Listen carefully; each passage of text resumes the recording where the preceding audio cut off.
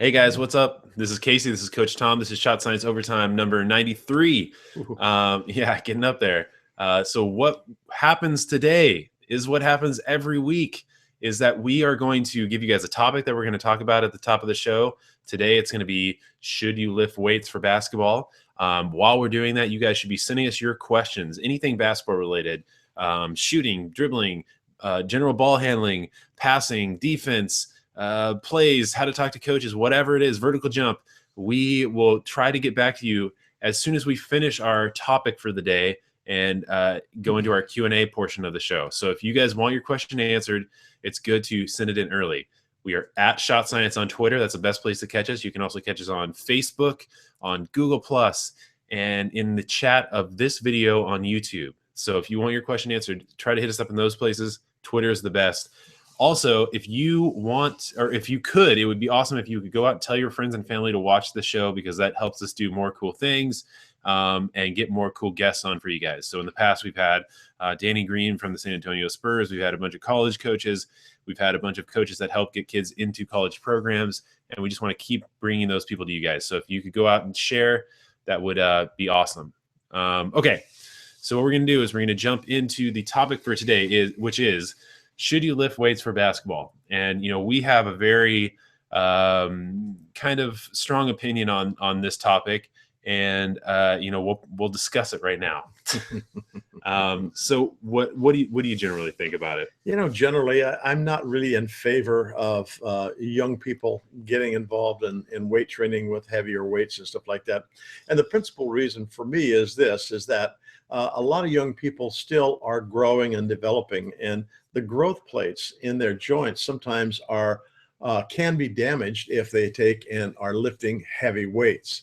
And so the thing that I think is way more important is to use something that is less involved with weights, like resistance training, and I'm going to let you kind of deal with that, but some things that are not so hard on those young people's joints. Now, once you get up to be 17, 18, Well, 19 hold on. years It old, doesn't even matter about growth plates. The thing is that if you are any age and you're doing things in terms of resistance training and you're doing it improperly, you will get hurt. Right. I mean, it's only a matter of time. Right. But the growth plate issue is an important one for youngsters because they haven't completely gotten their growth yet. And so, but if you are using heavy weights and stuff like that, like Casey's talking about, you can significantly do damage to yourself no matter how old you are. And, a lot of people think that they know how to properly do certain kinds of lifts or movements or whatever.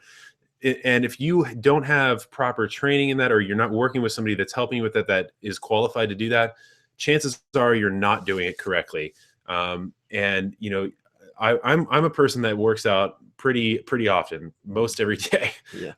And I lift heavy weights, and I have since I was in high school. And I can tell you that there's a lot of people that think they know what they're doing, but they really do not. And they end up getting hurt, and then they have to take a long time to recover, if they ever recover at all. And the real problem is young kids think that here's the real issue for me. Young kids think that if they go into the weight room and they start spending time on that stuff, that it's going to make them go jump up to the next level in terms of their basketball abilities. The truth of the matter is that and this is especially true if you're a young person, teenager, high school, that age range, is that your time is better spent working on developing all of your skills, getting out there, playing basketball, and working on your shooting, working on your passing, dribbling, all that stuff, building your skills up. Because if you spend 2 hours in the weight room or an hour in the weight room every day, that's not going to take you as far as you think it is, especially when compared to spending that time working on your actual basketball playing ability. It's one of those things where you have to weigh what is going to pay off more in the end, spending that amount of time in the weight room or actually spending that time developing your skills. Because maybe you get really fit and maybe you add on 20 pounds of muscle. That's great. But if you can't execute all of these skills, then you are out of luck, and you're just going to be real fit, not on a team. Well, the other thing is, just because you develop that strength and maybe even the the increased weight and all of that doesn't necessarily make you a really good basketball player, like Casey said. What really is important for you is to be able to use what you already have. I think, something to be worth, well, go ahead. I was just going to say that lifting weights at any level, and that means, even the pro guys, it's used as a tipping point. It's a little small advantage that is able to help push you over to the next, maybe give you a slight advantage over the guy that you're playing with. But the fact of the matter is that it's not going to take you from high school player to LeBron. It just does not happen that way. For us, when we're talking to young kids, there's so many factors against really going and lifting weights and stuff that we tend to tell people, don't waste your time doing that, unless maybe you're working with somebody that's qualified to help you with that, and you're going to see the payoff in terms of being able to prioritize that and developing your basketball skills, which is very difficult when you're going to school, trying to have a social life, and all those kind of things. It's just the payoff is not as big as you think it's going to be, and that's just the case. And you see this happen. Sometimes guys get really into lifting weights and just getting jacked, and then their skills start to fall off, and they blame it on not being flexible or not being blah. And that's not the case. Just you didn't put the time in to keep developing your skills. So you have to ask yourself, is it worth it to go in there and do that? Are you going to have the right person helping you with that? Are you going to have to pay them? Is it going to be cutting into your time in terms of school, in terms of developing your game, in terms of your social life? It's one of those things that the investment in it is so high compared to the payoff, especially when you're a young person. I don't think it's the best thing to do, but there is some training and conditioning that you should be doing. And this is what is generally referred to as interval training and functional training. And one of the people that we really rely heavily on in terms of showing you guys demonstrations of that stuff is our friend Alan Stein, who runs Stronger Team. And even a few days ago, I think he posted a video talking about basketball-specific functional training and how to build strength specifically for basketball. And it's a bunch of stuff that shows you how to kind of work on your stability and your strength and your mobility, things that pay off directly in basketball. So, it's holding a ball out and have somebody pushing on you in different areas. So you have to build up your balance and your stability. If you're sitting there and you're doing a bunch of bench press, does that really pay off as much as doing these functional things? Probably not, because these functional things are designed specifically to pay off immediately, and the investment isn't nearly as high. You can do these in conjunction with your regular basketball training stuff. The interval training is kind of how you condition yourself. So if you think about it, people might say that you get fit or you get in condition by running long distances or jogging for 6 miles or something like that.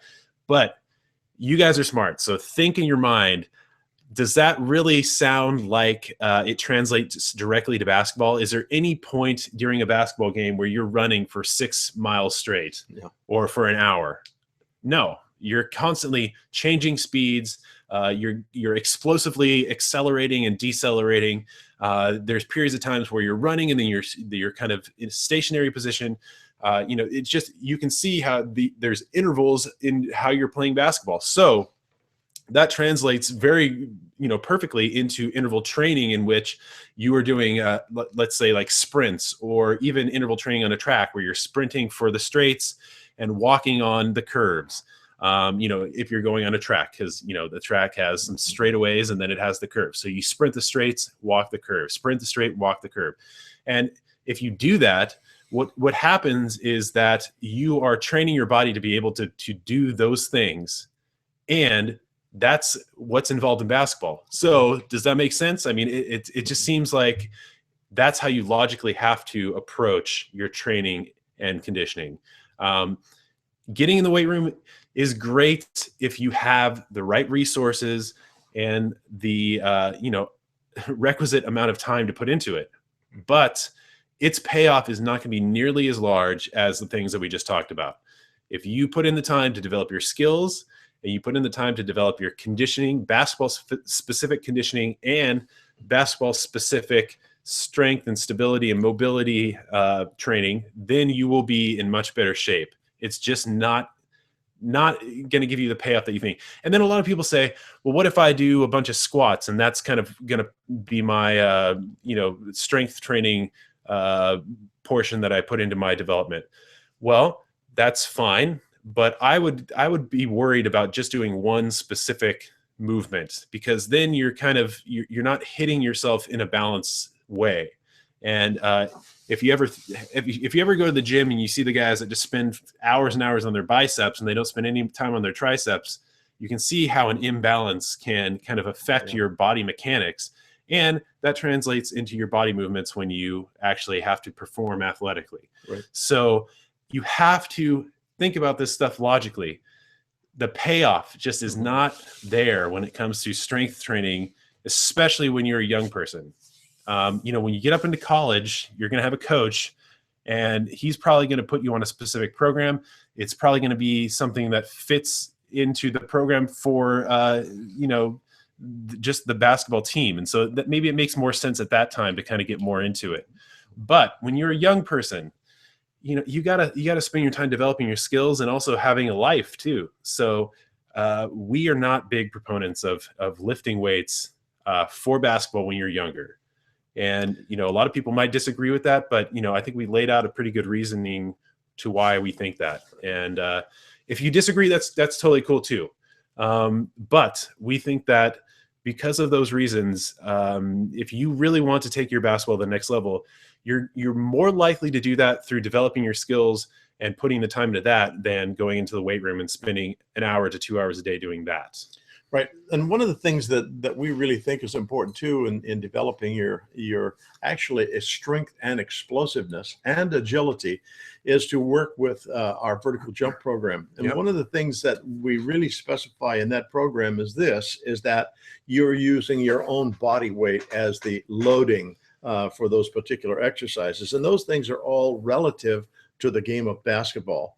When we first developed that wasn't so apparent to us until we began working with people and found out, hey, this vertical jump program is really good for explosion. It's more of an athleticism development program. Exactly. And the thing is that it develops some quickness and all of that as well. And so, and yet you're not putting heavy weight that you have to balance and control when you get it up into the upper portions of your body, like you might if you were in a weight room. And so we kind of feel like a program like that is way more beneficial. And one of the things too, and Casey can tell you more about this, but I think that the idea of using resistant bands for training is really good in helping young people develop some of that strength and agility as well. I mean, stability and mobility are things that are hard to train for when you're doing resistance training with barbells and dumbbells. But if you're using things like resistance bands and body weight and lateral movements and plyometrics and stuff like that, then you will start to really develop those aspects of your conditioning. But if you're trying to do it with weights, it's just those are not specifically translating to athletic movements. Right. And developing the muscle mass and strength is really and for me, I think that the major thing is, and like I said, I'm a person, I train and work out all the time, but I'm also not training for to make a basketball team right now. I've kind of passed that part of my life. So what I think about it as someone that has played basketball and also somebody that is really into weight training now is that the investment is not worth the payoff that you get if you're trying to be a basketball player, especially a young basketball player. Spend that time developing your skills and developing your basketball specific functional training and your conditioning, basketball specific conditioning through interval training. The payoff will be much larger. I can guarantee you. And if anybody disagrees, I mean, that's fine, but I I will disagree with them until they come up with a better reasoning for why that is. Right. So that's kind of our approach to that stuff. Well, a couple more thoughts, Casey. One of the things people have asked me a number of times on our channel, what do you think about ankle weights? And does that help my jumping ability? In my opinion, it's minimal. And what you're doing really when you put those weights on your ankle, you really are kind of setting yourself up to possibly hurt yourself because you're not as agile with that weight on your feet. And some people have asked also about the shoulder jackets, the weighted jackets. I feel pretty much the same way about them because that limits what you can do with just your natural athletic flow. And so, and I don't think the results are very positive for you either. Those are just kind of. Well, here's the thing for me is that those things, especially if you're going through athletic movements with those, it's super hard on your joints. It is. You know, if you're elevating and jumping in the air and you have on a 20-pound weight vest, you're translating that directly into your joints. And, you know, that's not really the best thing. I think that if you want to wear that and you're doing some kind of interval training or something like that, I think that's probably okay. But if you're going through like jumping movements or anything where there's going to be impact, that can be a little bit, you know, wonky in terms of protecting your joints and things like that. Right. But the thing to remember is that if you train with anything like that on, then you have to assume that that's kind of the way that your body is going to respond when you actually go out and try to execute. So if you're wearing that weight vest all the time and then you try to go out and play basketball, you're going to have an adjustment period because you've spent so much time putting your movement patterns through having that resistance and everything too. So, you know, I think that stuff like that, there's maybe a place for it if you approach it the right way, but probably not the best thing to really rely on or fixate on really. And here's the other thing. There is no magic pills out there. So if you think that if you go get a weighted vest or you go get ankle weights or you go get jump soles or if you go get, you know, some contraption or if you wear this device or use this shooting aid that or wear this type of shoe. Everybody thinks shoes do this. But if you think those things are going to be the things that are going to take you to the next level, you're going to be very sad and very much poorer. Because those things do not happen. You know, you could buy any one of those things and you might never get anything out of them. So the thing is that you need to have with anything that you do. And if you're trying to train yourself, approach it logically. You're going to have to put in the investment and put in the time, but you also need to do it in a way where you evaluate whether the payoff is going to be there. Weight training, especially when you're younger, it's you know, it's not something that we think is really going to pay off very much. Yeah, it's really. Okay. So I think that that's probably going to do it for today on that topic, you guys. If you have more questions about that or you want to know more about it, please let us know in the questions that you ask us in the chat or on Twitter, and we'll try to get back to you. And like we said, that is our opinion on it, and hopefully we laid out the reasoning why. If you disagree, that's cool, but you don't have to blast us or anything like that. And just know that we are looking out for your best interest. We're not trying to tell you things that we think are not going to make you a better player. And, you know, we work with players all the time and people that go into college programs or go into programs or whatever. And, you know, this is kind of what we tell them, and we wouldn't tell you guys anything differently. So just keep that in mind. Yeah. Okay. So what we're going to do, we're going to jump into the Q&A portion of this. If you guys have questions, tweet them at us. That's the best place to get us. If you have a question, you want to get it answered, tweet at Shot Science on Twitter. And we'll also check Facebook, Google+, and the chat of this video on YouTube. And if you could, please go tell your friends and family to check out the video or check out the live stream so that we can get more people on here and get more guests and stuff like that for you guys. Okay. So what we're going to do is jump into the questions. This one is from Jake Foster, who is at Radell100 on Twitter. He says, my shot seems to go to the right of the nest the farther I go from the rim. What can I do to fix this? Well, more than likely what's happening is that you're probably, as you go further away from the basket, you're not using your legs properly, and you're trying to get more of a shoulder rack into well, he's saying he's going off to the right, so I think that maybe even might be like a supination or probably something, or a pronation. where the wrist and fingers turn outward when you pull that direction. But another thing that causes the ball to go to that side too is the assist hand thumb. As we get ready to shoot, what happens is this thumb often tries to help on the shot, and it causes the ball to have sideways rotation as it's going, and it tends to push it in that direction. But it also will allow you to push it in the opposite direction. The thing is really important on your stroke is that when you come through, that the arm and fingers and everything are going right to the basket, and the two fingers that you finish that stroke with need to be right in the middle of that basket, or the nest as we refer to it. And that really helps. But this hand over here is probably the culprit. Yeah, finish to your target and make sure that you work on the form shooting drill where you're using just your shooting hand. Right. If when you add in that other hand, things start to go wonky, then there's your answer right there. Well, in our form shooting drill, we ask you to take and shoot with just that one hand at the block locations. And that's one of the reasons, to get this hand out of it and see what all that feels like. And then whenever you move to the other spot, you add the other hand. Yeah. And Jake also hit us up here on the Q&A app on Google+. So hopefully that got your question answered there. Let's see. This one is from Boom. It's Nova in the chat, or in the cap. He says, "Hey, Shot Science, is it bad to practice on a taller court?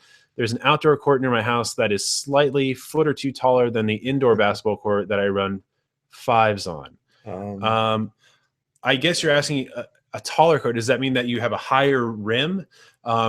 For us, we get these questions all the time. Yeah, we do. The people ask us if they play on a higher, or usually it's if they play on a lower rim, will that affect their playing or whatever? Here's the thing, is that it probably is not the best thing to shoot at different heights. It probably, it's okay probably, but the thing is you have to realize you're going to have an adjustment period that when you step into regulation and have to shoot at that 10-foot hoop, you're going to have to be able to adjust, and that takes a little bit of time because you're not shooting at the same target that you're used to. You're going to have muscle memory and everything built up for those different heights that you've been working on. And the other problem is, I think, if you're shooting on like a low rim, you might be bringing your arm down and have a flatter shot or a flatter release, and that's going to affect your shot as well. So it's probably not the best thing. If it's all you can do, then that's all you can do. Exactly. But just know that you're going to have an adjustment period. Okay, so let's go into the comments down here. This is from Bill Brasky, who says, this question has been one I've been trying to answer myself. I see you guys shoot NBA regulation threes like it's no problem, while I find it extremely difficult to shoot that far.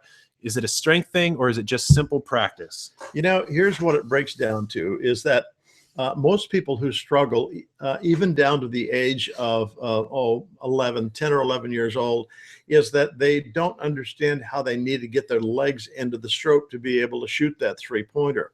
And we don't really have our young players shoot three-pointers.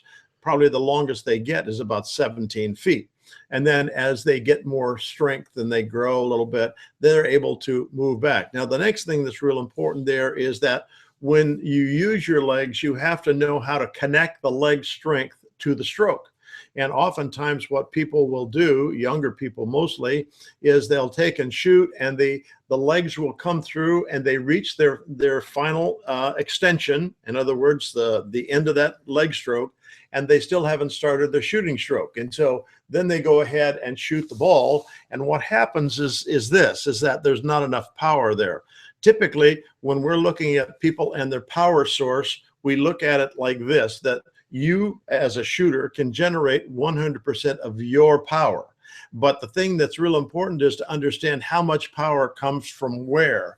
Typically, we believe that there's about 15 to 20% of the power for your shot that comes from your shoulder girdle, your arms and shoulders and upper body. And the balance of it comes from your core muscle groups and your legs. And those are the largest muscles in your body. Your gluteus muscles are huge, and they can generate a lot of power if we just let them. And just your whole lower chain. Really. Yeah, the whole lower chain of muscles all the way down to your ankles are really the most powerful segments in the shooting stroke. But by having a stroke where you have a two-part which is straighten the legs. And then the second part is to shoot the ball. You're going to be short most of the time. Any of those sticking points or hitches, you're going to lose power. Yep. And you got to try to eliminate those and make your shot as efficient and flowing and connected as possible. Right. And, here's the other thing too, is that you're trying to shoot these longer shots. My feeling is, and I know you'll agree, is that you need to start out close, work on the form shooting drill real close. As you master that range, you take a step back. Then you master that range, take a step back, master that range. And what you do is that you progressively move yourself back. And if you do that, you'll find that you'll build up the strength, while also you will make sure that your mechanics don't degrade. Because a lot of times people go in, they'll shoot those 5-6 foot shots, and that's no problem. Their form is perfect. Excuse me. And then they step back and they try to shoot the 19.9 shot, 20-foot shot. And, there's a lot of heaving going on. There's a lot of wonkiness. The elbow goes out. Yeah. And things start to break down. That's going to have a major effect on your accuracy. Right. If you take the time and you start out close and you work yourself back progressively, it's like doing stepping stones instead of doing a long jump. It's going to be there for you as you progressively work back. So that's how you want to develop that. Right. And it is just a matter of practice as well. One of the things that you might check out is our form shooting drill, and that kind of helps you with the idea of getting those shot mechanics down. And then it also mentions on that video how you can learn to step back a little bit further each time to develop your shooting stroke from, instead of 7 feet, now we're at 9 feet, and then we're at 12, and then 15. And so you begin to develop that strength for those distances. But the whole crux of it is tapping into the power of your lower body. Yeah, I mean, think about it. It's like if you're going to go and squat and you put the bar on your back, and it's just the bar. So it's 45 pounds. And you go through and you do a bunch of those and you're like, oh, yeah, I can nail this. This is super easy, perfect form every time. And then you load it up with 350 pounds, and then you try to do that. That's what it's like trying to shoot a little 2-foot shot and then running back and never shooting the 20-foot shot and trying to shoot that. Yeah. You got to build yourself up to it. And then if you do that, your form will be there the whole time, and your efficiency will be there, which will make sure that your accuracy is there. Okay, that was a long rant on that one. Right. Okay, but important. This one is from gifted_thumbs PS4, who's at Josh Coleman 13 on Twitter. He says, I'm sore from my first few practices. What should I do to recover between practices? Well, best thing you can do is to get as much rest and recovery as you possibly can. So don't stay up super late. Go to bed a little bit earlier. Make sure that you are very hydrated. One of the problems that a lot of young people have is they don't drink enough water. And, that really helps kind of keep your muscles lubricated. What the soreness is, it's just lactic acid buildup. And the other thing is that as you do more of these regular practices, you will start to not have that much lactic acid buildup, because your body will start to adapt to that. And that's true with any kind of training, weight training, interval training, strength training, anything you get sore at. If you do it on a regular basis, you're going to have less problems with that as time goes on. Another thing that helps that won't alleviate all of it, but is going through a regimen of stretching those muscles as well. Yep. Not static stretching, but dynamic stretching, right? Which you can see on our vertical jump videos if you go check that out. Okay, this one is from Jester Favela, who says, "How can you defend against drive or hip to hip attack?" That's a good question. Yeah, that is really a good question, because the hip to hip attack and the long 1-on-1. If they get you with the hip to hip attack, you've already lost the battle. You're done. You're done. You're going to be playing recovery from that point. Exactly. What you want to do is there's basically 2 things that you need to do to defend this. Number one is don't let them get the ball in the first place. Yeah. So deny the pass, smother those guys, get in and out of the passing lane. Just make it difficult for that guy to catch the ball, because if he never catches the ball, then he's not going to ever have the opportunity to do those things to you. The other thing that I would say is to beat them to the spot. So if you're playing defense on those guys, you want to make sure that you're not necessarily reacting to what they're doing, but you're actually kind of anticipating where they're going to go. So if he swings the ball through and starts to take a step, you've already beat him to that spot. If you wait, that's how you get stuck in the hip to hip attack. Well, the other thing is an awful lot of players, young players particularly, tend to use a staggered stance. And what will happen is that when you have the staggered stance, it's really a lot easier for them to, even if they attack the high foot, which is kind of the way you do what you do against teams that have or players that have that foot high, is that it's so easy for that gate to just swing open for them to get that hip-to-hip relationship with you. The thing that I think is really important is to take and get yourself in a squared up situation where both feet are square and you maintain a position right in front of that person so that you can step in front of them very easily before they can really get too much done. A term that we like is the fact that you take and keep that offensive person between your knees. In other words, you've always got the center of your body in that area where they're trying to attack. The other thing that's real important too is to take a look at our defense 101, and I think that's where we talk about the tip and what's the other? Tip hand, rip hand. Tip hand, rip hand, and location of where you need to be relative to where the person has the basketball. You're straddling the ball. Yeah, if the person has the ball over on their right side, you should have your nose on the basketball. If you have got your nose in the middle of his chest or her chest, it's easy for them to get by you on that side. If they take the ball and they move it to the other side, no matter how they get it to the other side, your nose should be over and on that basketball. And what happens is if you maintain that position, it's really hard for them to get by you. If they want to take and go across your body, you can get there pretty quick because they have to take time to get the ball over there before they're going to really go. That and you're making it riskier for them to bring the ball across their body too.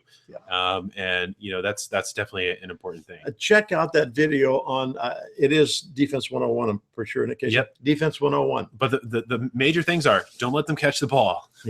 And beat them to the spot. Beating them to the spot is undervalued. You just need to do that kind of stuff. But keeping that nose on the basketball. Yeah, and that's how you do that. Yeah, exactly.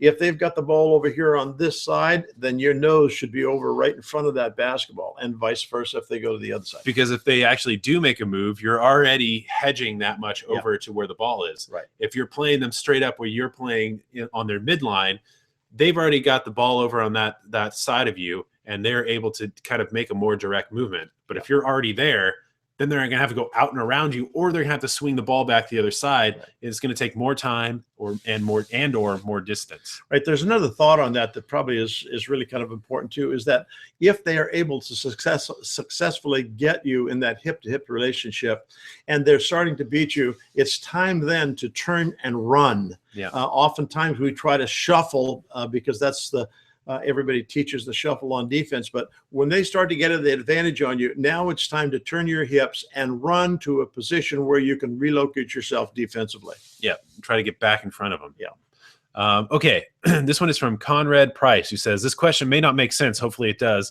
So at a young age or when you're new to basketball, you should focus on all-around skills, learn to post up, shoot, and ball handle, etc. But at what point do you focus more on some skills than others, e.g. in college / when you start playing games / never?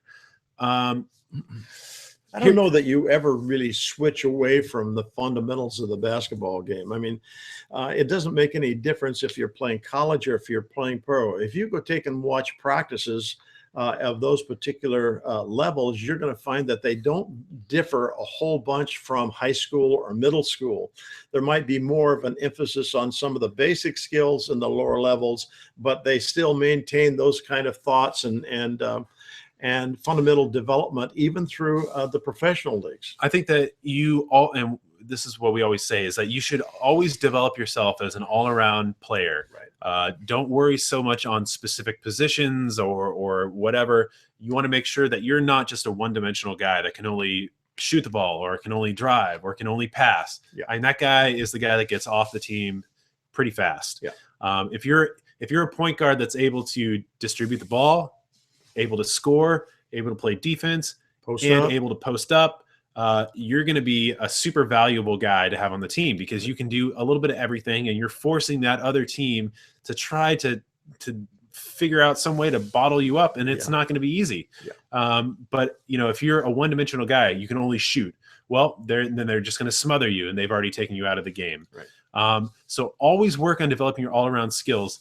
And the other thing is that if you find that there's an aspect of your game that needs to be brought up more, then you need to maybe emphasize that a little bit more in your training. But you also don't want to just forget about everything else and drop that off.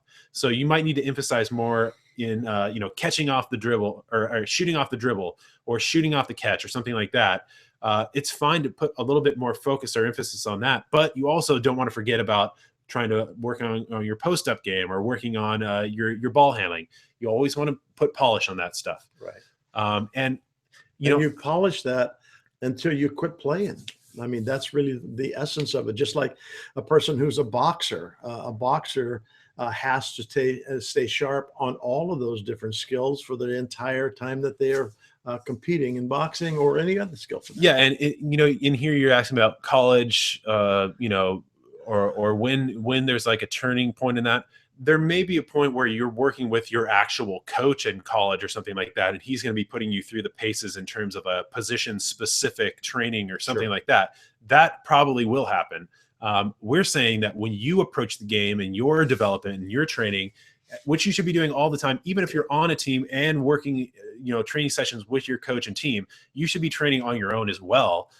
You should always be putting polish on all of those things in your own training. Okay, that's all we'll say on that. This one is from Jackson Warren, who says, my basketball tryouts are in 3 days. What are some ways I can get well conditioned so I don't get tired from running up and down the court? It's a little late. Jackson, you're out of luck, buddy. It's too late. You cannot condition yourself in 3 days. No.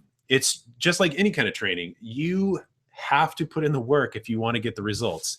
You cannot expect to win the Mr. Olympia contest training 5 days ahead of time. Yeah. You have to really get out there and spend weeks at it, and then you will really start to see that pay dividends. But if you're expecting to be in shape in 3 days, it's not going to help.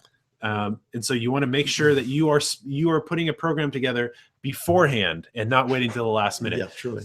But we're not saying give up and quit right now. No. Go to your tryouts and put your best into it. And just know that starting now, you need to work on your conditioning. Yeah. Okay. What Reggie says in the chat says, I'm 12 and tryouts are coming up in a week and a half. Should I start to lift weights so I can become stronger and so it's easier for me to make free throws? Okay, lots of things wrong there. Number one is the same thing that we just said to Jackson, and that is you cannot lift weights in a week and expect there to be a payoff. What I will tell you is that you will be sore, you will not be able to move, and it will not do anything for you. Yeah. So any kind of training, weight training, conditioning, they're longer term payoffs. Yeah. They are not shorter term payoffs. When it comes to lifting weights to make it easier to make free throws, that's not a thing either. What you need to do is use the form shooting drill, have good form, work on efficiency, and step it back, and you'll eventually get to the free throw line. Yeah. And then you need to get tons of repetitions. Shooting free throws does not get easier because you get more strength. It does require some strength, but what is going to really pay off is getting the repetitions, getting your shot dialed in. That will really pay off. Well, and learn to use your legs as a power source.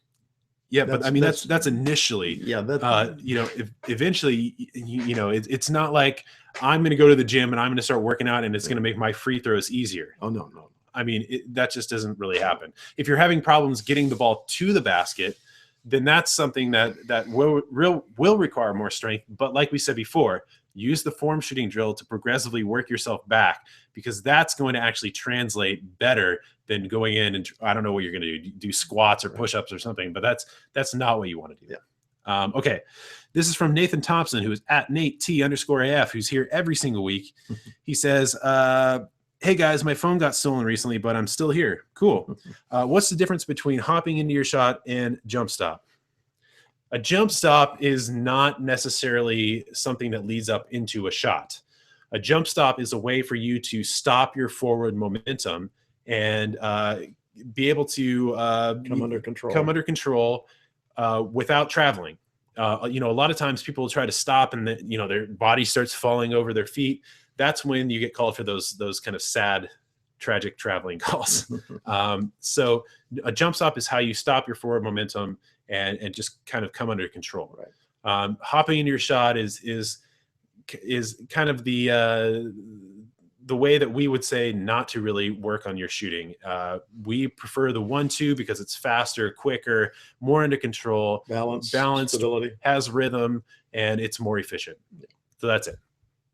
Let's see. This one is from Ewan Predit, who says, I have varsity tryouts next Saturday. I can play pretty well, and I'm confident on my defense and shot, but I'm a sophomore, 6 foot, and I have trouble creating space against bigger opponents. Also, they can push me around down low. Okay, so I guess you're asking what to do in that situation. Number one, forget about height and don't let that affect you. If people are pushing you around and doing stuff like that, you have to be craftier. One thing you can do is get lower than them, because then it's impossible for them to push you around like that. And if they do, then they're probably going to foul you. The other thing is that set them up, put them, lead them into one direction, and then cut and make another, go into another direction to create space. The best way to create space is to do it without the basketball, right? Yep. Because what you're able to do then is you're able to set them up, and they're trying to keep track of you, and they're trying to keep track of where the ball is and where their other defender friends are. And that's harder to do than when I'm guarding you and I'm looking directly at you and you have the ball. I'm focused on you. But if they're trying to take care of all these different things, you can really trick them very easily. So create a lead, and you can do things like V cuts, L cuts, back cut. You can set off-ball screens. You can set an on-ball screen, flash in the post. I mean, there's a ton of things that you can do that will help you create space. And, once you do that, then you'll get the ball, have more space to create your move, or you might just be wide open right off the bat. So I think that those are the things that you really need to work on. And don't let bigger opponents, get you down. There's always going to be something bigger. Well, the thing that is really important, if you're playing against bigger opponents and you feel confident, you take them and make them defend the dribble. One of the things that we really like is certainly if you're 6 feet tall and you're dealing with somebody who is 6'6", then probably you're going to be quicker than them, and you want to use that quickness against them. As far as learning how to create space, that's a really important technique to be able to develop, but it's a little different facing the basket than it is when you're with your back to the basket, and that's something you'd have to take and spend some time investigating how to do that.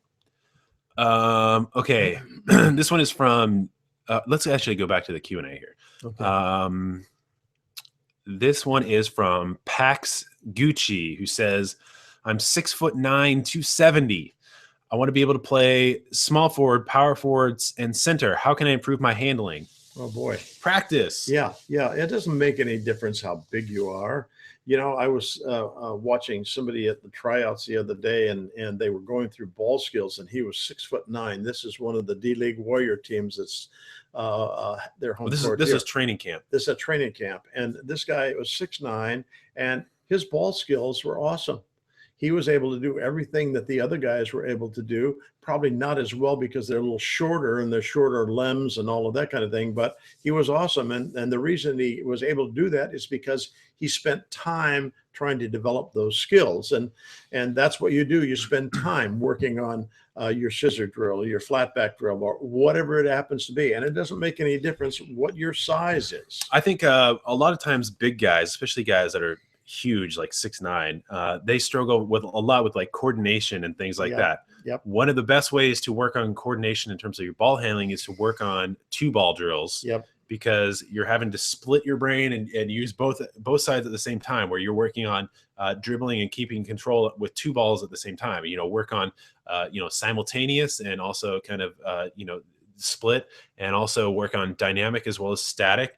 And, if you get to the point where you're able to do kind of crossovers and between the legs and flatbacks while continuing to dribble those 2 balls, you will be in good shape.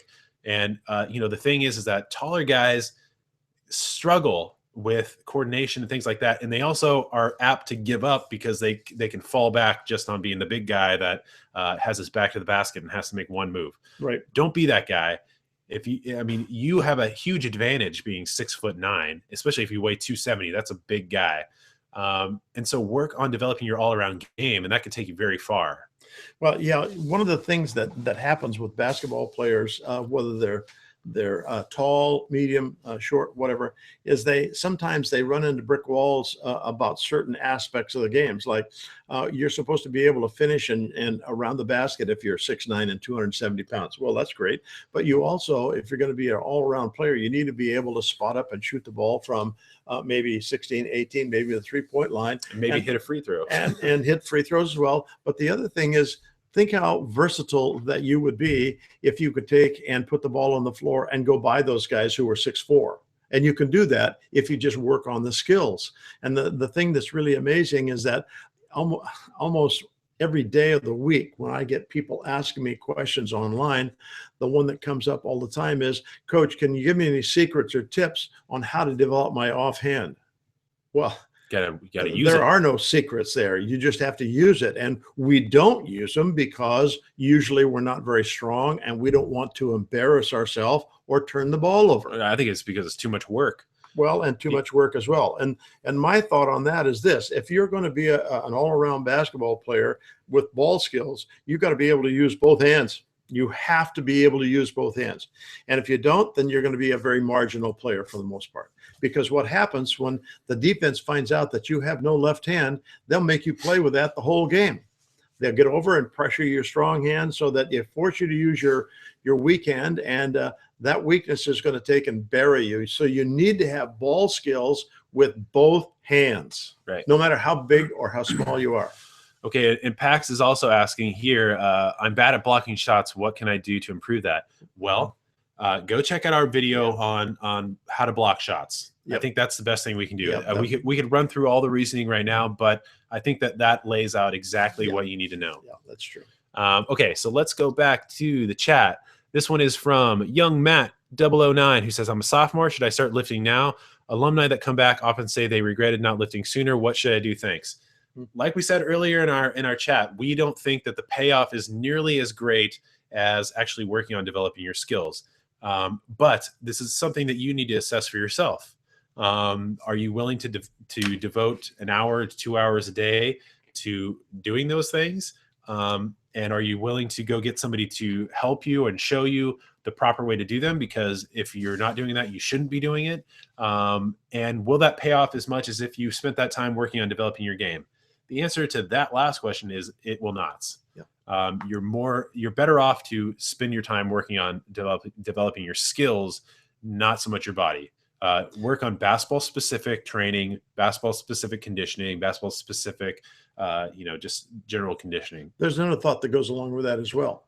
Human beings, young people especially, go through a maturation process that begins when the time you're probably about 12 or 13 years old, where your body begins to change and musculature begins to become more defined and the muscles get stronger. And so don't figure that just because I think he said he was 16 or 14. I can't remember what it was. Sophomore. Okay. You're going to naturally, if you're involved in basketball and sports, you're going to develop a certain level of strength anyway. Right.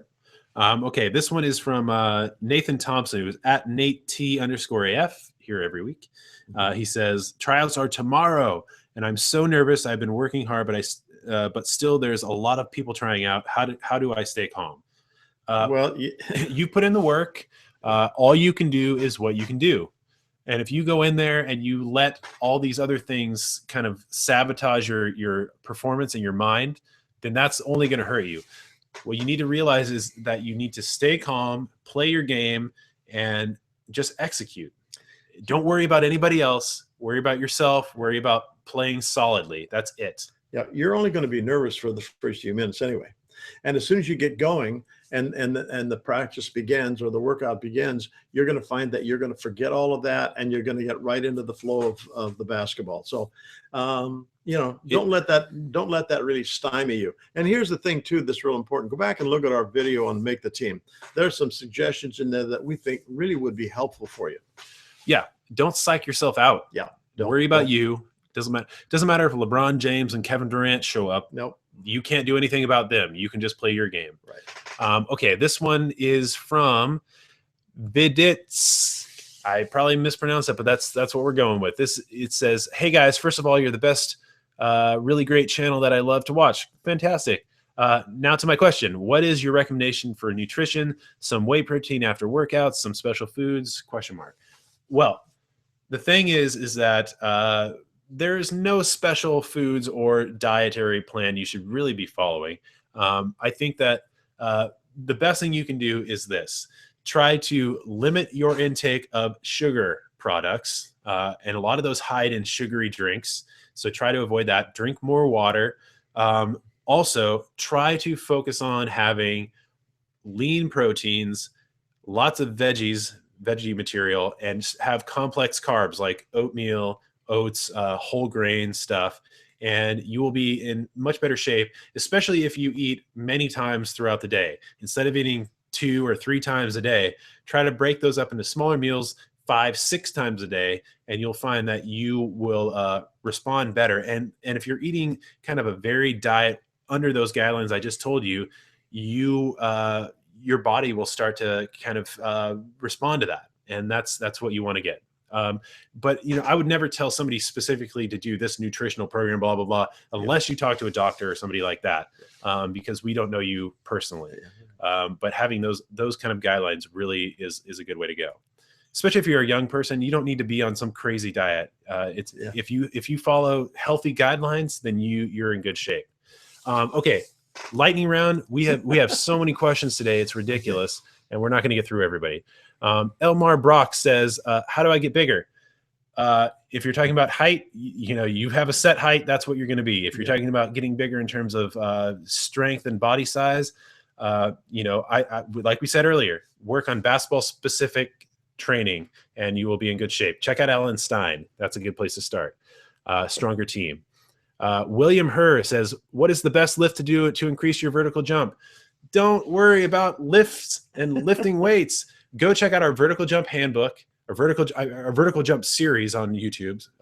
We have 2 full-length videos on there and the vertical jump handbook that's associated with it. And we show you a whole list of exercises that you can do. And the vertical jump handbook gives you 3 months of training that will get you started. Yeah. That is what we suggest. There is no specific lift.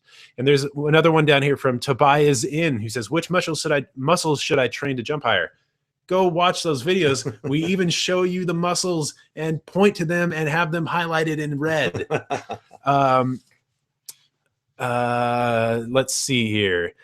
This one is from the Exotic 9, who says, I've been gaining a lot of confidence lately, but when I dribble the ball down the court, I usually get a turnover because I don't know what to do with it. What can I do? Practice and learn how to, game experience. Yeah, well, and practice experience. One of the things that's so important for people to understand about ball handling is this. Lightning round, remember. I know. It's learning how to control the basketball in different situations. And that's why you spend time with cross dribble. You spend time with 2-ball dribble, is you're learning how to control the basketball. That's the most important thing that you have to do. And the other thing is you have to get out and practice. If you're having trouble at full court dribbling, then you should be doing more practice with that. Gosh, we could go on with that one for an hour, but we're going to let it go at that. Yeah. Okay. We got a lightning round because there's so many here. But William Herr again asks, he's 6'9" and 16 years old, blah, blah, blah. He's doing Olympic weightlifting stuff like clean and snatch, so that improves my B-ball. Is there any particular weightlifting techniques that could help me improve my vertical jump? Don't do those things. They do not translate well to actually getting basketball specific strength, stability, mobility, and power. Especially at 16 years old. Yeah. Olympic lifts don't translate to basketball very well. No. And this is not just our opinion. We work with trainers and stuff like that all the time. Go check out our vertical jump video. That will give you more insight into what we're talking about. Yeah. Okay, and this one's from Shaggy Nath, who says, how do you deal with patella tendonitis, jumper's knee? I'm 17 years old and my left knee, or rather my prime jumping knee, has patella tendonitis for a couple of months now. What should I do? Should I continue to play? Go see your doctor. Especially if it's painful, go see your doctor. Yeah. Otherwise, you need to rest it and kind of allow yourself to recover. Right. It might be because you're just a growing person right now, but we can't be your doctor. You need to go figure that out, especially if it's painful. Yeah. Okay. Bombalau 28 says, tryouts are already started and I made the first cut. Now second cut is coming up and all that's left are the good players. What can I do to show my coaches that I'm worthy enough to make the team? Go check out our video on how to make the team. Yeah.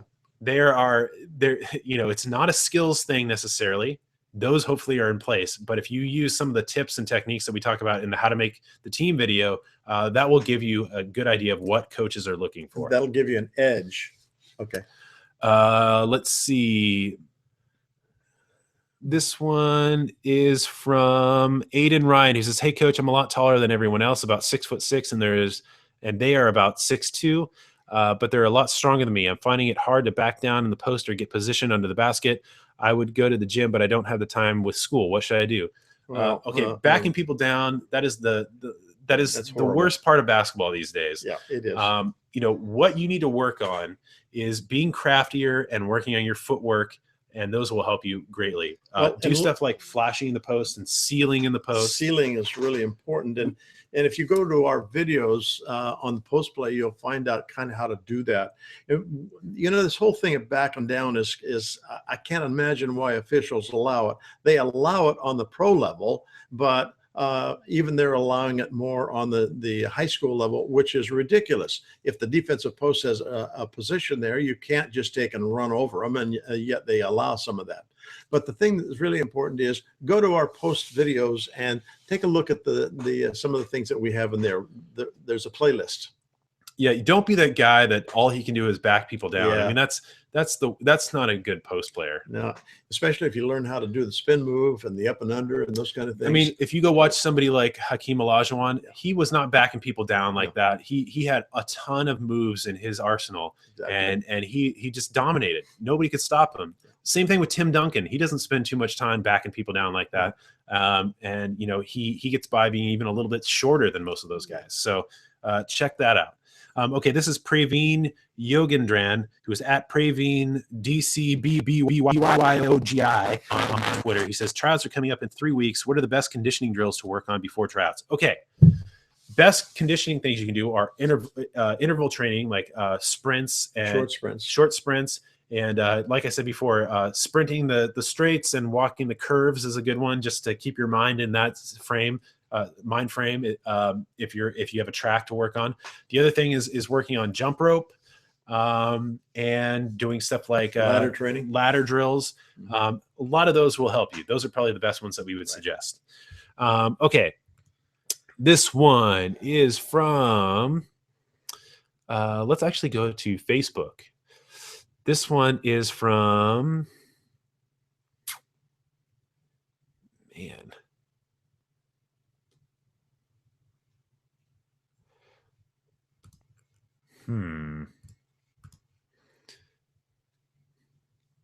Some of these are just statements from people. They have very strong opinions.